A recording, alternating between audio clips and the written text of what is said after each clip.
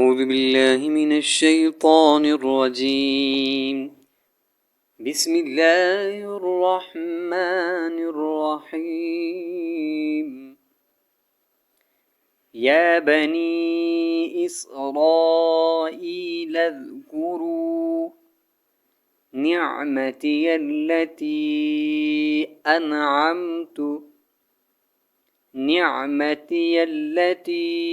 أنعمت عليكم وأني فضلتكم على العالمين.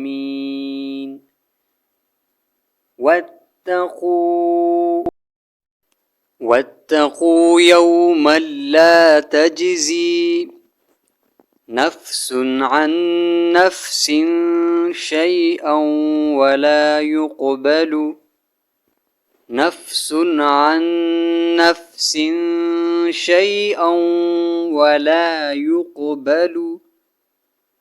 ولا يقبل منها شفاعة ولا يؤخذ منها عدل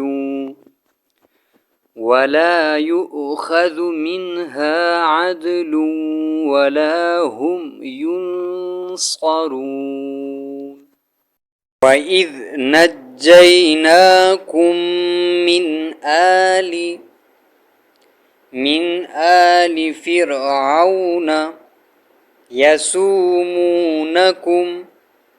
سوء العذاب يذبحون أبناءكم ويستحيون نساءكم وفي ذلكم بلاء من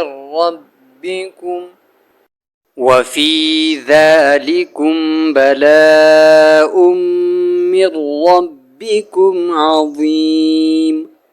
وإذ فرقنا بكم البحر فأنجيناكم وأغرقنا آل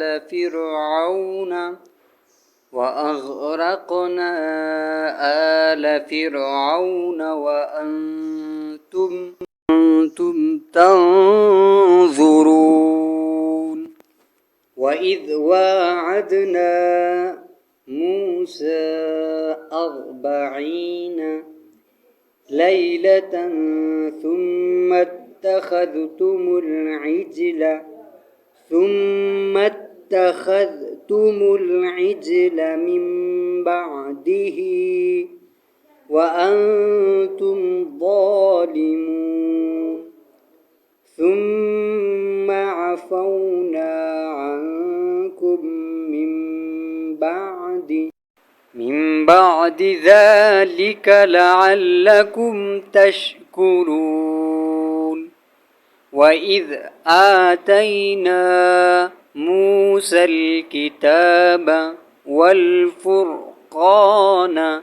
لعلكم تهتدون. وإذ قال موسى لقومه يا قوم إنكم ظلمتم أنفسكم باتخاذكم العجل فتوبوا إلى بارئكم فاقتلوا أنفسكم ذلكم خير لكم عند بارئكم فتاب عليكم إنه هو التواب الرحيم. وإذ قلتم يا موسى لن نؤمن لك حتى نرى الله جهرة فأخذتكم الصاعقة وأنتم تنظرون ثم بعثناكم بعثناكم من بعد موتكم لعلكم تشكرون وظللنا عليكم الغمام وأنزلنا عليكم المن والسلوى كلوا من طيبات ما رزقناكم وما ظلمونا ولكن كانوا أنفسهم يظلمون وإذ قلنا ادخلوا هذه القرية فكلوا منها حيث شئتم رغدا وادخلوا الباب سجدا وقولوا حطة نغفر لكم خطاياكم وأزيد المحسنين فبدل الذين ظلموا قولا غير الذي قيل لهم فأنزلنا على الذين ظلموا رجزا من السماء بما كانوا يفسقون صدق الله العظيم. أعوذ بالله من الشيطان الرجيم. بسم الله الرحمن الرحيم. يا بني إسرائيل اذكروا نعمتي التي أنعمت عليكم وأني فضلتكم على العالمين واتقوا يوما لا تجزي نفس عن نفس شيئا ولا يقبل منها شفاعة ولا يؤخذ منها عدل ولا هم ينصرون. وإذ نجيناكم من آل فرعون يسومونكم سوء العذاب يذبحون أبناءكم ويستحيون نساءكم وفي ذلكم بلاء من ربكم عظيم. وإذ فرقنا بكم البحر فأنجيناكم وأغرقنا آل فرعون وأنتم تنظرون. وإذ واعدنا موسى 40 ليلة ثم اتخذتم العجل من بعده وأنتم ظالمون ثم عفونا عنكم من بعد ذلك لعلكم تشكرون. وإذ آتينا موسى الكتاب والفرقان لعلكم تهتدون. وإذ قال موسى لقومه يا قوم إنكم ظلمتم أنفسكم باتخاذكم العجل فتوبوا إلى بارئكم فاقتلوا أنفسكم ذلكم خير لكم عند بارئكم فتاب عليكم إنه هو التواب الرحيم.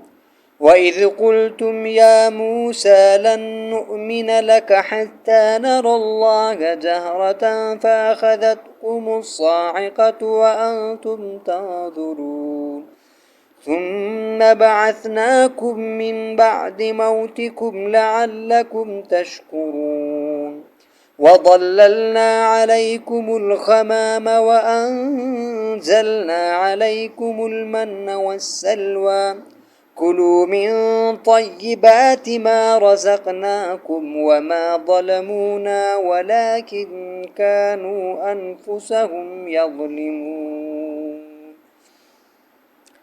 وَإِذْ قُلْنَا ادْخُلُوا هَٰذِهِ الْقَرْيَةَ فَكُلُوا مِنْهَا حَيْثُ شِئْتُمْ رَغَدًا وَادْخُلُوا الْبَابَ سُجَّدًا وَقُولُوا حِطَّةٌ نَّغْفِرْ لَكُمْ خَطَايَاكُمْ وَسَنَزِيدُ الْمُحْسِنِينَ فَبَدَّلَ الَّذِينَ ظَلَمُوا قَوْلًا غَيْرَ الَّذِي قِيلَ لَهُمْ فَأَنزَلْنَا عَلَى الَّذِينَ ظَلَمُوا رِجْزًا مِّنَ السَّمَاءِ بِمَا كَانُوا يَفْسُقُونَ صدق اللہ العظیم۔ تو مخارج میں سے نواں مخرج جو ہے وہ لام کی مخرج ہے۔ لام کہاں ادا ہوتی ہے؟ تو لام کی مخرج زبان کی کروٹ کے آخر سے، یعنی زبان کی کروٹ کے آخر سے زبان کی نوک تک کے حصے جب وہ اوپر کے اگلے 4 دانتوں کے مسوڑوں سے لگے، یعنی زبان کی کروٹ کے آخر سے زبان کی نوک تک کے حصے جب وہ اوپر کے اگلے 4 دانتوں کے مسوڑوں سے لگے،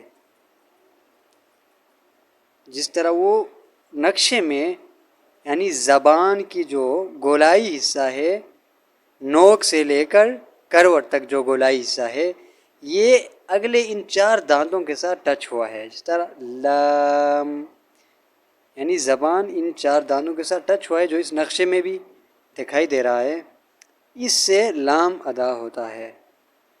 اس سے اگلا مخرج یعنی 10واں مخرج جو ہے وہ نون کی مخرج ہے، کی جو مخرج ہے وہ بھی لام کی مخرج کی طرح ہے، لیکن یہ انہی میں سے 3 دانتوں کے مسوڑوں سے یعنی اندر کی طرف سے ایک کم ہو جاتا ہے، یعنی اندر کی طرف سے ایک دانت کم ہو جاتا ہے، یعنی 3 دانتوں کے مسوڑوں سے جب زبان کی جو کروٹ سے لے کر زبان کی نوک تک کا حصہ جب لگ جائے 3 دانتوں کے مسوڑوں سے تو پھر اس سے نون ادا ہوتی ہے، جیسے نون جس نقشے میں بھی دکھایا گیا ہے کہ 3 دانتوں سے مطلب وہ ٹچ ہو چکا ہے نون، تو یہ نون کی مخرج ہے، یعنی لام کی مخرج سے تھوڑا کچھ فرق ہے، صرف ایک دانت کی کمی سے ادا ہوتی ہے۔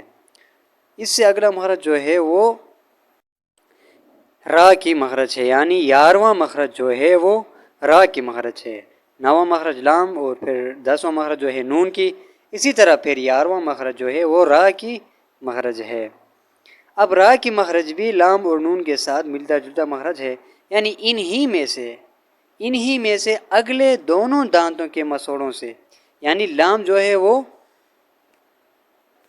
4 دانتوں کے مسوڑوں سے زبان کے لگنے سے ادا ہوتی ہے، اس طرح نون جو ہے 3 دانتوں کی، لیکن را جو ہے انہی میں سے اگلے دونوں دانتوں کے مسوڑوں سے، اور اس کا کچھ تعلق زبان کے پشت سے بھی ہے، یعنی زبان کے پشت، زبان کا جو نچلا والا حصہ ہے، یعنی زبان کی نوک میں جو نچلا والا حصہ ہے اس کو زبان کی پشت بھی کہا جاتا ہے، یعنی زبان کی پشت سے ہے جو نوک سے ذرا آگے چل کر ہے، تو یہ زبان کی پشت کا بھی دخل ہوتا ہے را کے ادا ہونے میں۔ را 2 دانتوں کے مسوڑوں سے زبان کے یعنی کروٹ سے لے کر زبان کی نوک تک کا حصہ 2 دانتوں سے ٹچ ہونے سے را ادا ہوتی ہے، یعنی زبان کی جو گولائی حصہ ہے یہ جب 2 دانتوں کے مسوڑوں سے لگے تو اس سے را، اور را موٹا بھی اس لیے ہوتا ہے کیونکہ اس میں زبان کی پشت کا بھی دخل ہوتی ہے، جیسے را. ہم نے لام، نون اور را کے مخرج پڑھ لی. انشاءاللہ آئندہ ویڈیوز میں ہم آنے والے جو ہے طا، دال، تا اور ضا، ذا، اس طرح دوسرے الفاظ کے مخارج بھی پڑھیں گے. اللہ جل شانہ آخر وقت میں کلمہ طیبہ کے ساتھ اس دنیا سے رخصت فرمائے. السلام.